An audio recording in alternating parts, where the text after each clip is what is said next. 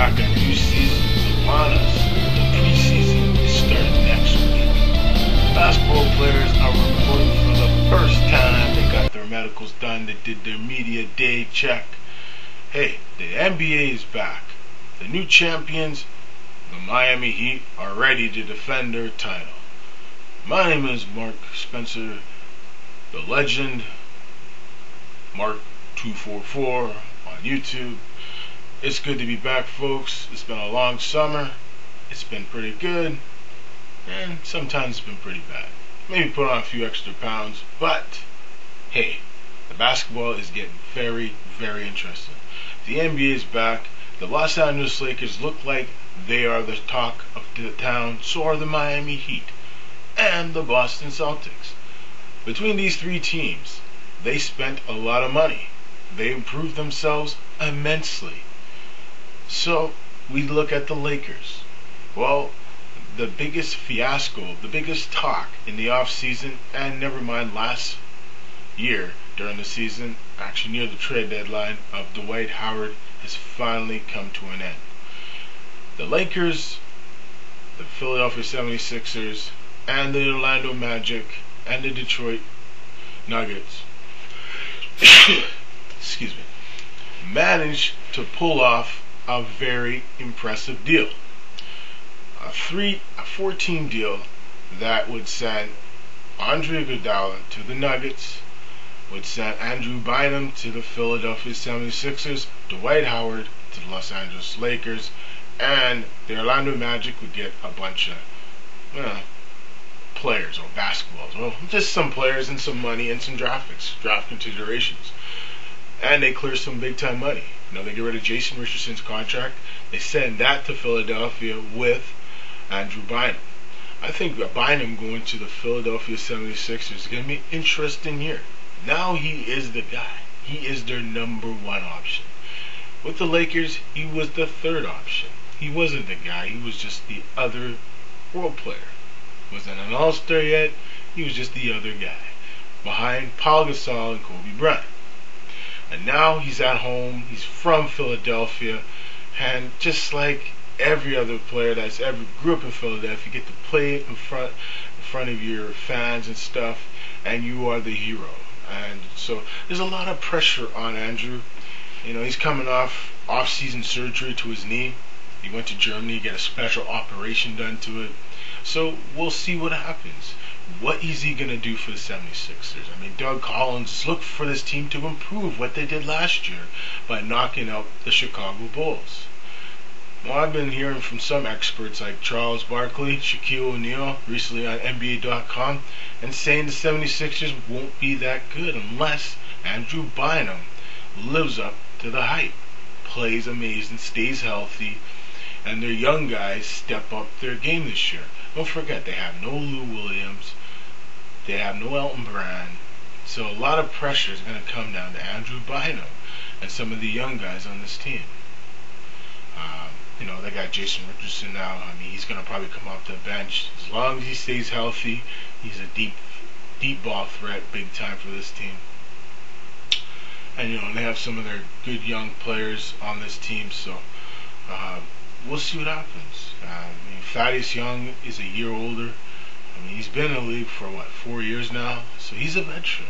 He needs to step it up. He played awesome last year. I saw some games last year in Philadelphia. They looked very impressive as far as I'm concerned. And all the power to them. Just keep it going. The one thing you look at the National Basketball Association, you look at the teams that were bad. Real bad last year. One team that really catches my eye is the Toronto Raptors in my neck of the woods in Canada. Well, the Toronto Raptors, they're getting their big number one pick they got from last year's draft, Valanciunas, from Lithuania. So we'll see what happens, see what he can do. And they made some big time off-season acquisitions and signed some big time free agents. One, they made a trade for Kyle Lowry. Here's a guy, He grew, one of the star players in college basketball. When I first started watching college basketball, like religiously, back in like 2006, I just became a huge fan back in 2004. But I mean, I started watching this kid in 2006. I saw him in March Madness. Him and it was Kyle Lowry and I forgot the other one, but it was another kid that he's playing for the Clippers right now. Watching those two play, and I mean, Lowry is a powerful, big point guard. He's a true point guard. He can shoot. He can create his shot. He sets up his teammates greatly. Great assist player. He's going to bring something to the Raptors they haven't had in Jose Collins. Jose Collins is a great floor general. Don't get me wrong, but there's just something wrong there. So they had to get an update. And I think with Kyle Lowry, he has an update over Jay Billis. I mean, Jay Billis played awesome for the Raptors last year. Now he's with Memphis. The Raptors let him go. Memphis signed him as a free agent. We'll see what happens there. But I think when I look at the Raptors, Valanciunas and Kyle Lowry, and I think Calderon and Benyani are going to be the key pieces. I mean, they brought in former Knicks, I think small forward, what's his name? Just give me a second, guys. 1 second.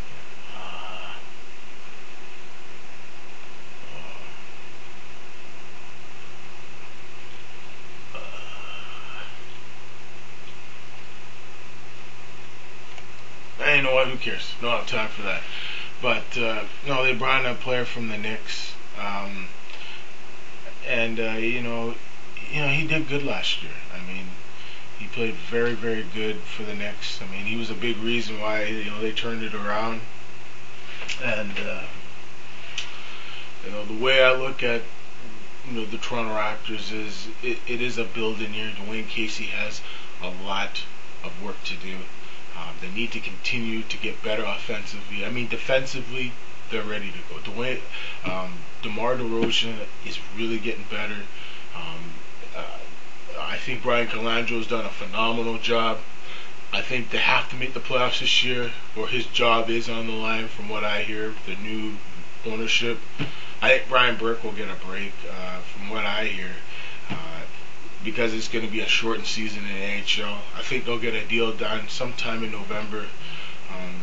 The PA actually had a proposal, but the reps and the players told Donald Fear not to even bother showing it to the league. And I think they would have got a deal done this week if that proposal would have been shown to the owners. But I don't know what the players are up to. I just think they don't want to play till November. They want to play a short season. Because it takes a toll on your body when you play 82 games. So I think this year they want to play a shortened season. And they will get a deal done, I think, sometime in November or December. Probably November. They want to get a deal done. They want to get those NBC games in. They want to make their paychecks. I think they're getting an escrow payment soon. So I think with the NHL, they'll get a deal done sometime in November. Sorry, fans. It sucks. No hockey. But for now, we're going to watch some basketball. So let's continue with teams that I think were really bad last year are going to probably do pretty good this year. I think the Bobcats might do good with Michael Kidd-Gilchrist. I think Michael Jordan, for the first time as the owner of a team, I think he finally got a building piece. Kidd-Gilchrist, I feel, is going to really dominate. He's going to play amazing defensively. This kid out of the University of Kentucky played awesome in the national championship last year with Anthony Davis. And I feel that Kidd-Gilchrist, the second overall pick in the NBA draft this past summer, I feel he's going to be a star, and I think he's going to really get this team back to respectability. They're not going to have a horrible record like they had last year. I predict they'll probably win maybe 15 games. They're going to be a very tough team to play. I think the new coach, Mike Dunlap, is going to bring a system in, almost like college basketball type feel from St. John's. And it's going to be a very interesting team to watch. And another team that's probably going to be a bottom feeder is the Orlando Magic. But I think they're going to be a tough team to play against. You know what? I think they're going to make the playoffs. They'll probably be an 8th seed. They still have Hedo Turkoglu there. Jameer Nelson, and their probably going to be their number one option is going to be Nicholson from Toronto. Nicholson's a very good prospect. He was their number one pick. They picked Andrew Nicholson. He played for St. Bonaventure in the NCAA tournament the last few years, and he's been an up-and-coming star, and I feel he's going to be a big reason why they make the playoffs this year. They're going to miss Howard and his rebounds and his dominant play, averaging points per game, whatever. They're going to miss that. His defensive player of the year, all the awards he's won, they're going to miss that. There's no doubt in my mind. They'll miss that. But I think this team, they have a lot to prove to the league, a lot to prove their fans, and I feel they're going to make the playoffs this year as an 8th seed. I feel the Orlando Magic are going to surprise some people, and don't be surprised if they make it as an 8th seed. It's going to be between them, maybe the Raptors, maybe a few other teams are on the chopping block. I don't think they're going to make the playoffs.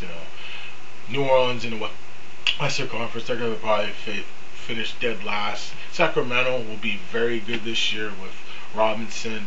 They have a good team. There's no doubt.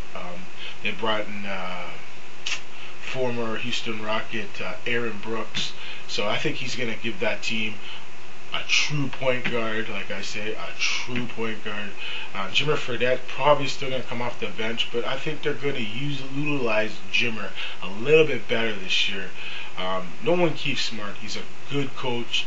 Him and DeMarcus Cousins are on the same page, and I feel if the Sacramento Kings, wherever they go in the near future, I think they're going to be in Sacramento this year, but wherever they go in the near future, the key for that team and their future of that team is DeMarcus Cousins and Tariq Evans. I mean, there's talk they want to trade Tariq Evans, but that would be a big mistake. I think Tariq Evans is their best player.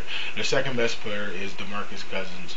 As long as these two guys are on the same page, the sky's the limit for this young team. They have a lot of potential. Isaiah Thomas, the young point guard, he had an amazing year last year. Probably will come off the bench to back up Aaron Brooks. I think Fredette will probably move to a shooting guard spot, be a backup there.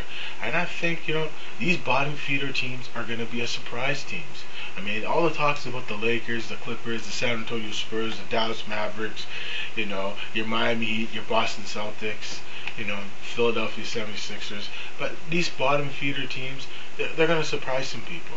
And there's no doubt in my mind. Even the New York Knicks, they're right on the cusp. They'll probably finish 6th. They just recently signed Rasheed Wallace, and I think Wallace is going to be a little rusty, but he's going to bring something to the Knicks that they haven't had in years, a 3-point shooter. He's going to bring a rebounder, a guy that can guard all 4 positions. He can guard power forward, small forward, shooting guard. It doesn't matter. He can guard every position, even center. He can play center and he can play power forward. It doesn't matter. Rasheed Wallace, if his legs are on him, if he gets into phenomenal shape, I honestly think Rasheed's going to dominate with the Knicks. I mean, Carmelo Anthony's come back. He's motivated. He's ready to go. They want to prove to the Brooklyn Nets that they're for real.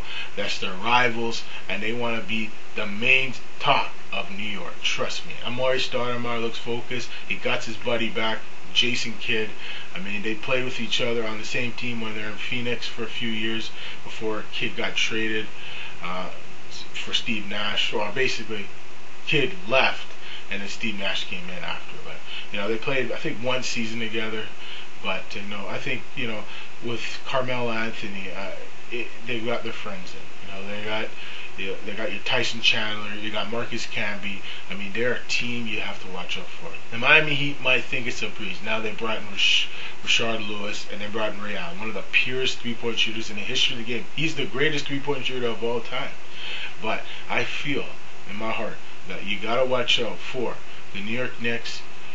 They're a team you got to watch out for. The Nets are going to be tough with Joe Johnson they brought in. He's going to be an impact player. There's no doubt in my mind. This is going to be a very, very, very interesting preseason. And then the regular season gets going. I can't wait, folks. The NBA Today will be back. And, folks, it's been fun to do this. And, hey, the NBA's back. So long, everyone. Thanks for watching. See ya.